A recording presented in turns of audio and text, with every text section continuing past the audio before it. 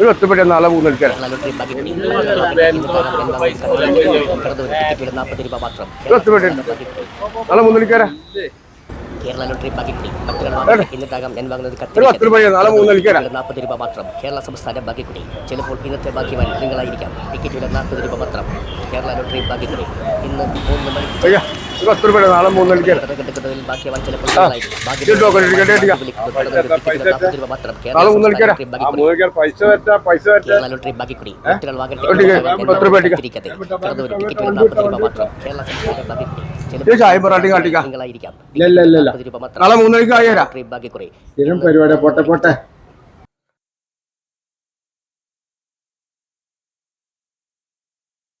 മറ്റേ കാര്യം നമുക്കൊന്ന് ഡിസ്കസ് ചെയ്യാനാണ്. നാളെ 3 മണിക്കാരാ. എനിക്ക് ചായ വെള്ളം വേണമെങ്കിൽ അപ്പുറത്ത് കൂടി എനിക്ക് ചായ വെള്ളം വേണമെങ്കിൽ അപ്പുറത്ത് കുടിച്ചാൽ എന്താ വെച്ചാൽ ചായ വെള്ളം വേണമെങ്കിൽ എന്താ കുടിച്ചു.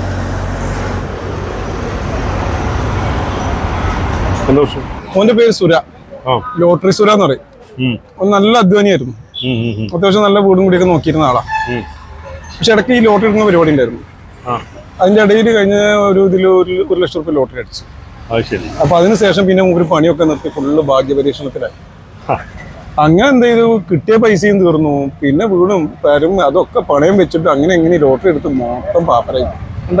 മാനസിക രോഗം തോന്നുന്നുണ്ട്. മാനസിക അതിന് വേറെ കാര്യമുണ്ട്. കഴിഞ്ഞ ഓണം ബമ്പറല്ലേ, അത് ഒരൊറ്റ നമ്പറിനാണ് പുള്ളിക്ക് പോയത്.